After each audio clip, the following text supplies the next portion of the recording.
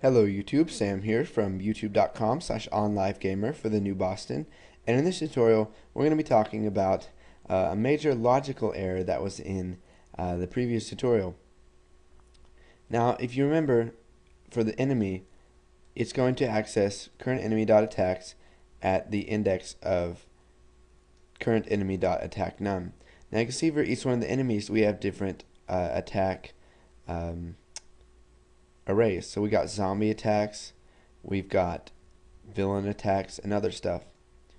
So what we need to do is make all of these just attacks. Now you can see that we're going to get an error because we already have attacks in our enemy class. Now we can easily fix this. So since each of our villains only has 3 attacks, we can create public read-only attacks with 3 indexes as a string. And now for each one of those indexes we're going to have to add an attack. So attacks at index of 0 is going to be equal to eat brains. I don't know how I didn't notice this in the last tutorial. I guess I didn't really look at the log very closely when we were testing it. So then we'll set this one to claw. Then we'll do attacks 2 is going to equal throw up.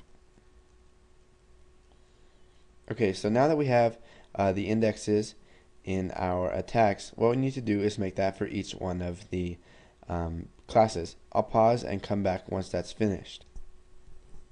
Okay, so now that that has finished, you can see that I've got the I've added the items to the array in zombies, dragon, and villain VB.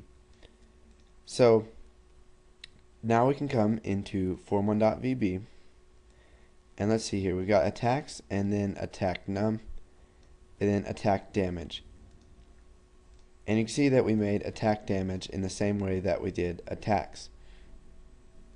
Now let's come back here to enemy, and we'll just take this out to make sure that nothing bad happens. So we got public overridable sub attack and then user health. So what we can do is we can just get rid of all of this. Because we have overridden this sub in each and every single one of our other classes that inherit from enemy, this doesn't have to have anything in it. It's just there so that we can use it. So let's say, for example, we have current enemy of type enemy. We wouldn't be able to call current enemy.attack if it wasn't declared in enemy. And because it's overridable and we've overridden it in every single one of the classes, all we have to do is just leave an empty sub in here. So it's there for us to use, but it's already overwritten. So let's go ahead and run this, and hopefully we won't get any errors. And let's see here. We've got event logger. We'll go ahead and shrink it down a little bit so we can attack. And it says anchor throw.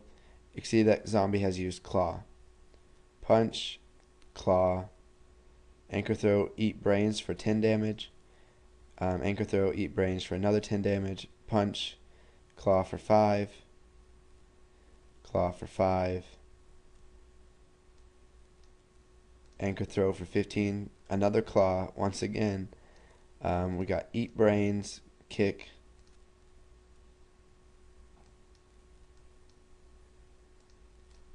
And you can see that Popeye has 1. So let's go ahead and close out of this. And we will close out of that right there.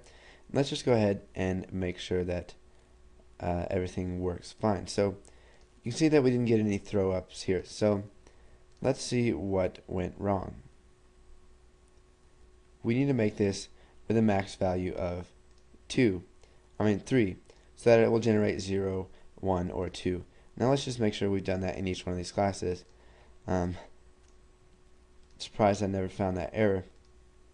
But we'll go into zombie's fixed, and we need to fix villain here.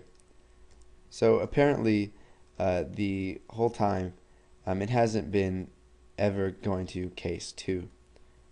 So now that we've got all that sorted out, let's go into form 1.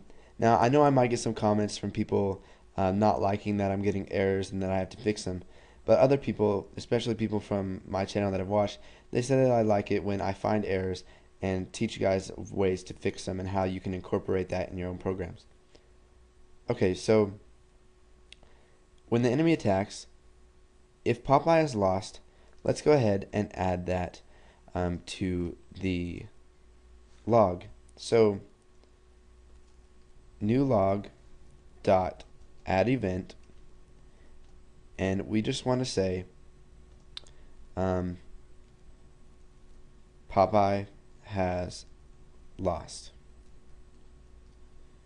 And just to make this more noticeable, we'll go ahead and do new log dot add event, and then we'll just separate this from the rest of the stuff that is in this log. So we'll copy this one more time, and you can see that it's going to say Popeye is lost, and it's going to separate it from the rest. So we'll do that once again for button attack, and let's go ahead, add that right there, and then new log dot add event, and then we'll add Popeye has won, and then we'll add this right here. So let's go ahead and run this. You can see that here is our form 1 and our event logger. So let's go ahead and spawn a zombie. So go ahead and click attack. It says use anchor throw, and then the zombie threw up on me for 2 damage. We can attack again, anchor throw one more time, and you can see that it's logging everything that's happening. Let's wait for Popeye to win here. You can see it says Popeye has won, and then down here it adds an event to our log that says Popeye has won. So go ahead and close out of that. Let's go ahead and fix these logic errors that we have. And then once you've done that and put all that code in, if you have any comments, leave them in the comment section.